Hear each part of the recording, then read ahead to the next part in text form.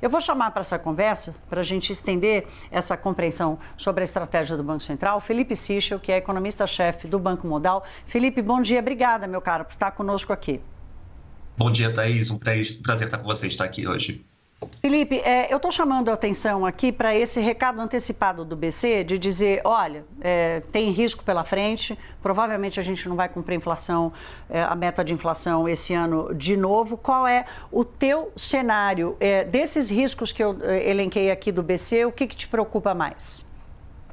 Thaís, acho que o risco principal nesse momento ele está muito relacionado à incerteza macroeconômica relacionada também à questão fiscal. A gente tem um governo novo, entrou há uma semana e um pouquinho, que já anunciou, por um lado, que vai aumentar de forma substancial os gastos. Isso estava lá na PEC de transição, estava também exposto durante toda a campanha.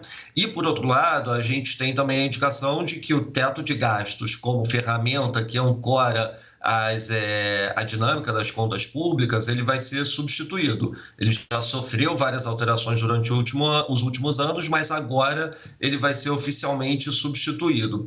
Enquanto persiste essa incerteza sobre o que vai ser a nova regra, e entendendo também que uma nova regra, ela, pela própria forma como está sendo a discussão, ela provavelmente vai ser uma regra mais fraca, que vai ter menos ênfase na parte de gastos, isso acaba naturalmente elevando a incerteza, e incerteza fiscal necessariamente também leva ao aumento das expectativas de inflação. Felipe, houve uma leitura ali de vários de economistas de que o Banco Central evitou dar peso para o fiscal, né? Ou seja, ano passado nós tivemos, sei lá, bilhões, dezenas de bilhões de reais em gastos públicos a mais, com PEC de benefício e tudo mais. O Banco Central evitou dar peso para o fiscal no ano passado e está colocando bastante peso no fiscal desse ano.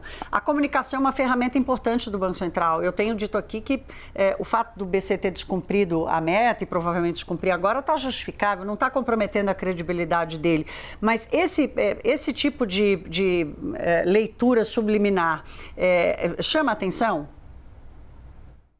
Chama atenção porque a gente percebe também como o grau de preocupação ele vai mudando no tempo. Por um lado, a gente volta a um ano atrás, você tinha, evidentemente, muita preocupação fiscal com alterações ou adendos que iam ser feitos ao teto de gastos ou que estavam em discussão, com novos pacotes de estímulo econômico, etc. Mas existia pouca expectativa de que o desempenho da economia no ano de 2022 fosse ser um desempenho tão forte como foi. Existia pouca expectativa de que o mercado de trabalho ia ter um desempenho tão forte como teve. Como você comentou agora há pouco, a taxa de desemprego caiu muito.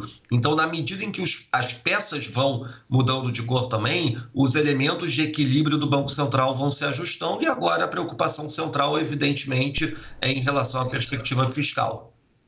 Felipe, para a gente fechar esse bloco, que eu vou querer te ouvir um pouquinho mais sobre contas públicas daqui a pouco, eu queria saber de você sobre a composição da inflação de 2023, porque 2022 nós tivemos preços livres subindo quase 2 dígitos e preços administrados que sofreram impacto da queda dos impostos com deflação, com queda de mais de 3%, ou seja, um desequilíbrio, uma distorção, inclusive, do processo inflacionário brasileiro, que esse ano não deve se repetir. Por isso que o brasileiro reclama tanto. Vocês ficam dizendo que a inflação caiu para quem, cara pálida?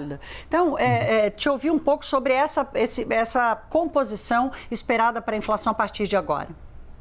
Perfeito. Acho que a composição ela muda mesmo. A gente não vai ter um novo corte de PIS, COFINS e ICMS sobre combustíveis. Pelo contrário, PIS, COFINS sobre combustíveis muito provavelmente volta ao jogo e isso impacta a inflação para cima de forma bastante considerável. Fora isso, o fato do mercado de trabalho ainda estar muito aquecido e o fato dos estímulos que vão ser implementados na economia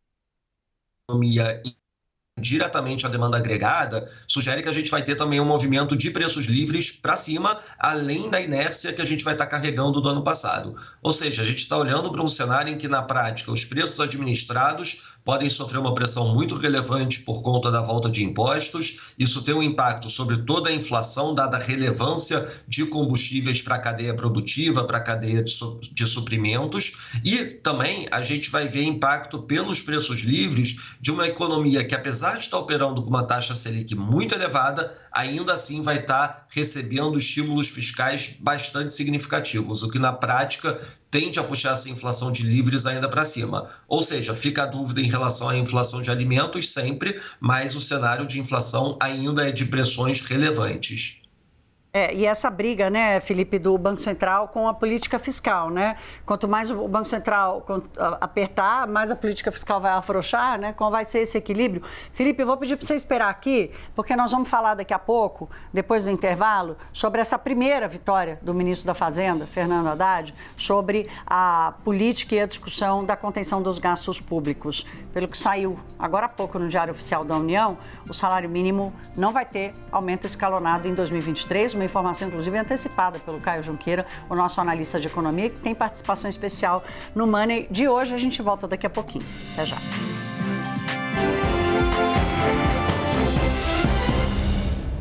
Já vou chamar de volta o Felipe Sichel para a gente ouvi-lo mais um pouquinho antes de encerrar o Money. Felipe, tua avaliação sobre essa vitória de Haddad e essa sinalização de um item que tem um peso relevante ali no equilíbrio das contas, que é o reajuste do salário mínimo.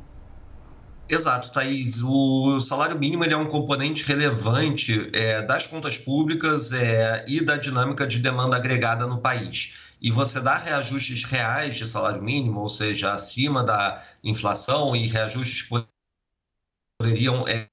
estava sendo discutido de ficar em um patamar acima do que acabou sendo divulgado nessa publicação do Diário Oficial da União e na divulgação de vocês ontem, levaria realmente a uma pressão inflacionária adicional, porque você está colocando ainda mais pressão na demanda agregada e principalmente colocando mais pressão sobre as contas públicas. Na medida em que as contas públicas elas têm que ser sanadas ou via projeção de superávites à frente ou via inflação, e existe muita dúvida sobre a capacidade do governo de gerar superávit, naturalmente você aumentava a expectativa de inflação. Com isso, realmente é uma sinalização mais robusta de que você possa ter pelo menos menos pressão inflacionária de um dos fatores que estão conduzindo essa pressão nesse momento. E como você comentou anteriormente também, para combater a inflação, a gente precisa de coordenação da política fiscal do governo e da política monetária do Banco Central. Essa é uma sinalização relevante vinda do governo.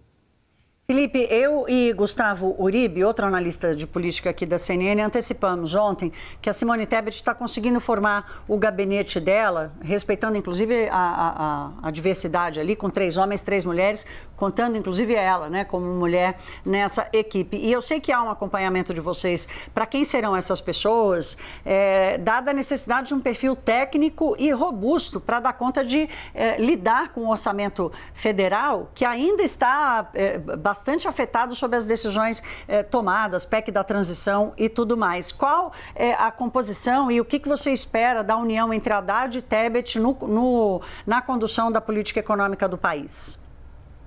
Acho que existe muita expectativa realmente de que a Simone Tebet de alguma forma consiga colocar para discussão um cenário ou uma visão mais ortodoxa da condução das contas públicas.